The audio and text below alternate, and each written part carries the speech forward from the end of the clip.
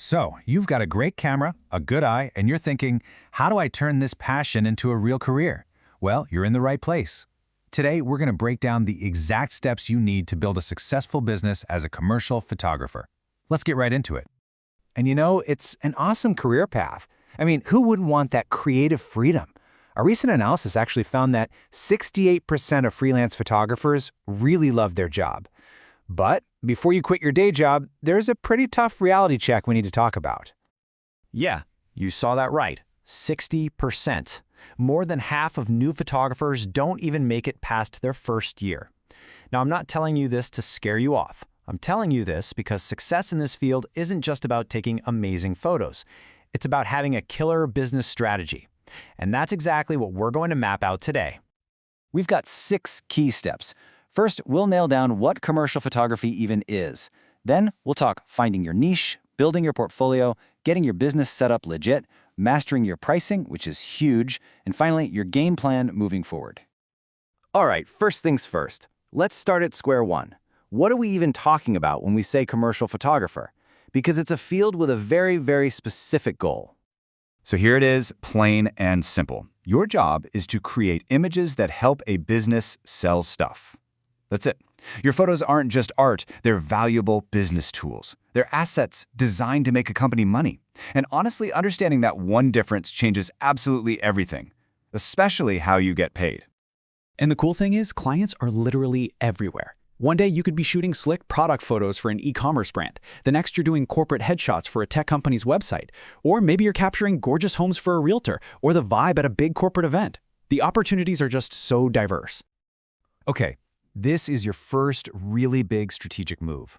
Look, the market is crowded. If you just say, I'm a photographer, you're going to get lost. The real key to standing out and getting the clients you actually want is to specialize. You've got to find your niche. And your niche can be almost anything. Sure, weddings and architecture are big ones, but think outside the box. There's a massive need for industrial photography, shooting giant machinery and the people who run it.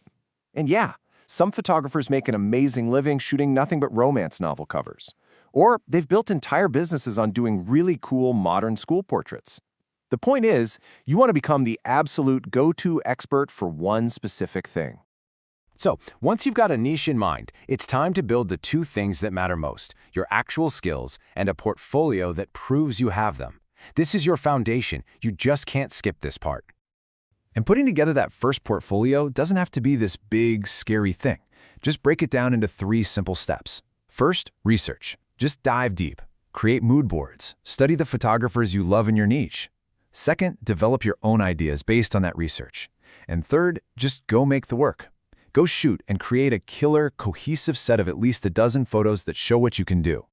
In this right here, this is the goal. Your portfolio is your silent salesperson. It works for you 24/7. It's the first thing a potential client looks at to see if your style is right for them.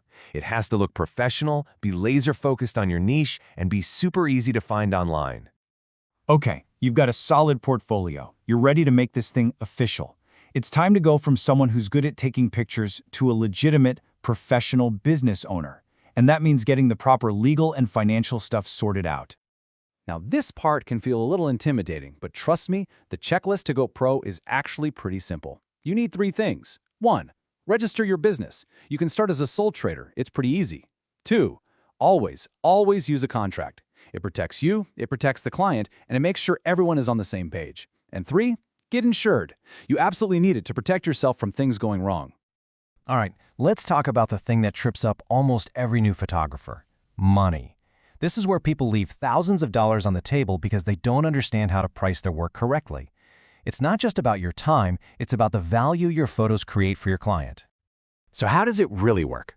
If you're not just billing by the hour, what are clients actually paying for? The whole secret is understanding that there are 2 separate parts to every single quote. Every single quote you send needs to have these 2 things. On one hand, you have the creative fee. Think of this as your day rate. It covers your time, your expertise, all the work of actually doing the photo shoot. But then, and this is the part everyone misses, you have the licensing fee. This is what the client pays for the right to use the photos. And the bigger the usage, the higher the licensing fee. This is the perfect way to think about it, and you can totally use this analogy with your clients. When you listen to a song on Spotify, you're just paying for a license to listen to it, right? You don't own the song. It's the exact same with commercial photography. The client is paying you for permission to use your images in a specific way, not to own them forever. So let's look at a real-world example. Say a brand needs a one-day shoot. You can see the creative fee, the day rate, is $4,000. But then, look, the licensing fee for them to use the photos online is another $2,500. You add in all the other production costs, and suddenly the total project is over $10,000. It's not based on hours, it's based on value and usage. And the potential earnings can vary a lot. A regional photographer in the UK might have a day rate around £900. A solid commercial photographer in the US could easily charge $5,000 a day. And when you get into high-end ad campaigns, we're talking $10,000 a day or even more. And that's before you add on all those juicy licensing fees. Okay, we've talked strategy, business, and pricing. So, what do you do right now? What are the immediate, actionable steps you can take to get this whole thing moving? Let's lay out your path forward. Here's your to-do list. Go assist established photographers. It's the single best way to learn how a real set works. Start networking with local businesses and producers, the people who actually hire photographers. Never stop shooting personal projects. It's how you'll find and refine your unique style. Get your website and social media going, and just never stop learning. And I really want to leave you with this thought from Jeff Brown. He says 80% of photography businesses fail, but it's not because their photos are bad. It's because their marketing, their branding, their business skills are weak. Your business sense is every bit as important as your creative talent. So that's really the bottom line, isn't it? Having the talent to take a great picture gets you in the door, but it's the strategy that's going to decide whether you build a career that actually lasts. You've got the talent. Now do you have the strategy? I hope this guide gave you a clear roadmap to get started. For more guides just like this, built specifically for creative professionals, make sure you subscribe so you don't miss out.